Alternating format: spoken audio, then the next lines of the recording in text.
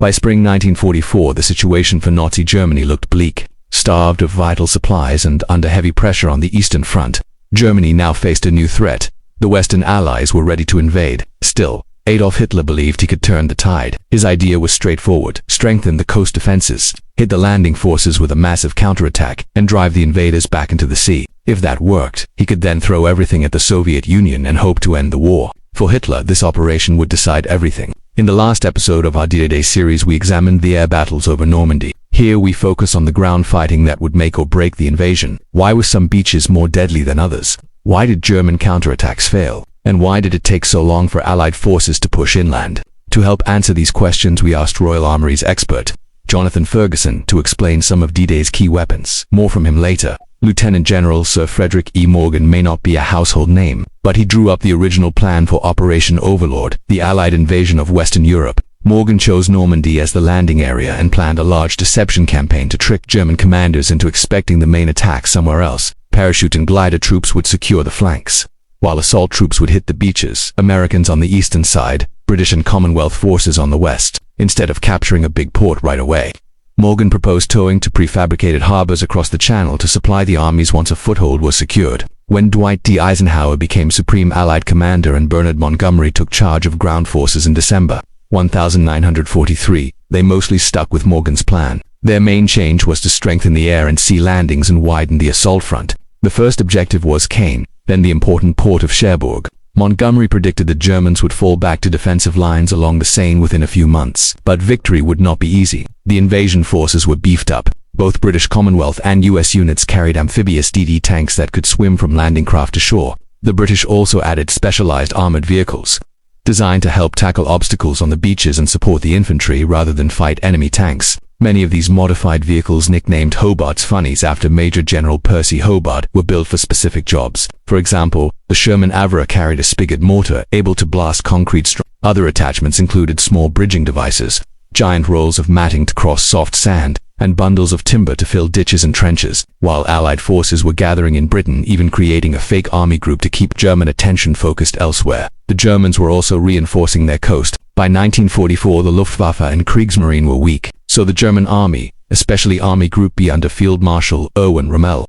took charge of defending Fortress Europe. Rommel pushed hard to strengthen the Atlantic Wall, more gun positions, beach obstacles, and millions of mines, particularly in Normandy. But the troops defending these positions were mixed in quality. Although about 58 German divisions were in the west by May 1944, many were second-rate garrison units. The strongest forces had already been sent east. The real hope for stopping an invasion lay with 9 panzer divisions and 1 panzer grenadier division, around 1,400 tanks and self-propelled guns in total. The trouble was command and strategy. Rommel wanted tanks placed close to likely landing beaches to smash attackers at the waterline. Other senior commanders, like Field Marshal Gerd von Rundstedt and General Gerd von Schlenkendorf, preferred depth-holding armored reserves back where they could counterattack once Allies were ashore. Hitler then made a costly compromise. Of the 10 armored divisions, Rommel got 3 nearby. Von Schlenkendorf, 4 were kept in reserve, 3 went south, and Hitler insisted that any movement of Panzer Group West required his personal approval. That restriction would slow German reactions at a crucial moment. D-Day itself had to be delayed. The invasion was initially set for June 5, 1944, but bad weather forced Eisenhower to push it back 24 hours. That decision risked exposing the operation. Yet meteorologists forecast a brief improvement for the 6th, and Eisenhower gave the go-ahead. On the eve of the landings, he wrote a letter to the troops warning them that the task would be hard. The enemy was experienced and well-armed, but he expressed full faith in their courage and skill and said only victory would do. The men who read that letter felt a mix of fear and determination. As Major James Robert Morgan, second in command of the British 12th Light Anti-Aircraft Regiment, wrote to his wife on the back of Eisenhower's message, he was eagerly awaiting the hours ahead. I look like a fully loaded Father Christmas, weighed down with all my equipment and binoculars hanging from my chest. And my dear, I'll be back with you both soon. So save some tomatoes for me and keep this letter as a small reminder of a moment that will be remembered for generations. All my love, Jim. The very first Allied soldiers to reach Normandy were British and Canadian airborne troops of the 6th Airborne Division, who arrived in the darkness by gliders and parachutes to the east of Sword Beach, aiming to seize the key bridges across the Caen Canal and the River Orne. Their landings were scattered across fields, hedgerows and marshes, yet despite the confusion they managed to capture their assigned bridges quickly. Holding them was another challenge entirely, because these lightly armed paratroopers now had to withstand German armored counterattacks until reinforcements arrived. Jonathan Ferguson from the Royal Armouries explains that one of the weapons they relied on was the PIAT, short for projectile infantry anti. It is often mistakenly described as a giant spring catapult, but the spring only helped absorb recoil. The actual system was a shoulder-fired spigot mortar using a shaped charge to pierce armor. It was powerful but had major drawbacks. It required extremely close range, fired with a curved path that made aiming tricky, and could sometimes fail if the projectile hit the armor at the wrong angle. Even so, the PIAT managed to shine during one famous moment at Pegasus Bridge. Major John Howard of D Company, 2nd Battalion, Oxfordshire and Buckinghamshire Light Infantry, wrote about Sergeant Thornton, whom he called Wegger, who crept close enough to a German tank to fire a decisive shot, just as Howard was preparing to order his men to attack the tank with handheld explosives. Thornton fired his PIAT round and destroyed the vehicle instantly. The German troops, believing they were facing heavy anti-tank guns, hesitated and pulled back, giving the British defenders a crucial edge at a moment when the bridge could easily have been overwhelmed. Meanwhile, farther west, the American 82nd and 101st Airborne Divisions were dropping onto the peninsula behind Utah Beach. Their mission was to secure vital roads and causeways so infantry landing later could move inland toward Cherbourg. Special Pathfinder teams were supposed to guide the aircraft with electronic beacons, but a thick blanket of clouds formed just before the jump, causing many planes to drift off course, and many beacons failed outright. The result was widespread miss. Units were scattered across miles of countryside, sometimes landing in swamps, orchards, or villages far from their intended zones. Entire companies spent hours trying to regroup. For instance, most of the 2nd Battalion, 502nd Parachute Infantry Regiment landed on the wrong zone and wandered for much of the day. However, many small groups of mixed units formed on their own initiative, gathering men from different companies and even different divisions.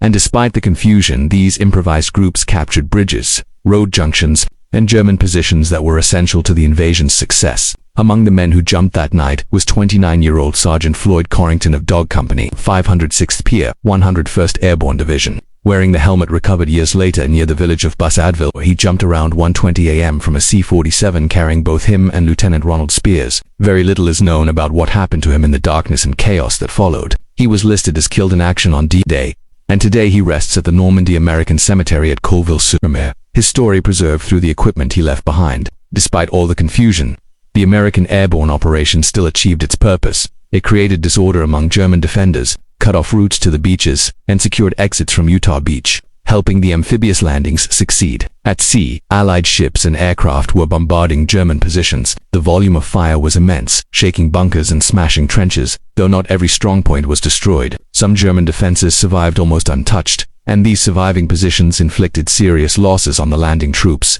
Utah Beach, however, turned into an unexpected success. The assault force drifted south of its planned landing area but found itself in a lightly defended zone. American officers quickly recognized the opportunity and pushed the troops inland. By late morning, the area was secured at relatively low cost, with 197 casualties. Omaha Beach, in contrast, turned into one of the bloodiest battles of the entire war. The 6-mile shoreline was overlooked by steep heights rising nearly 150 feet, dotted with German bunkers, machine gun nests, mortar, anti-tank guns, and trenches. The beach itself was littered with mines, steel obstacles, and barbed wire. The only paths inland were 5 narrow valleys known as draws, and the Germans turned each one into a deadly trap. Jonathan describes the MG-42 machine gun, one of the main reasons Omaha became so deadly. This machine gun could fire extremely fast, up to 1,200 rounds per minute, and was fed by belts that allowed long bursts of fire. Its quick-change barrel system made it lighter and easier to handle than older water-cooled guns, yet it could still sustain intense fire if crews changed barrels regularly.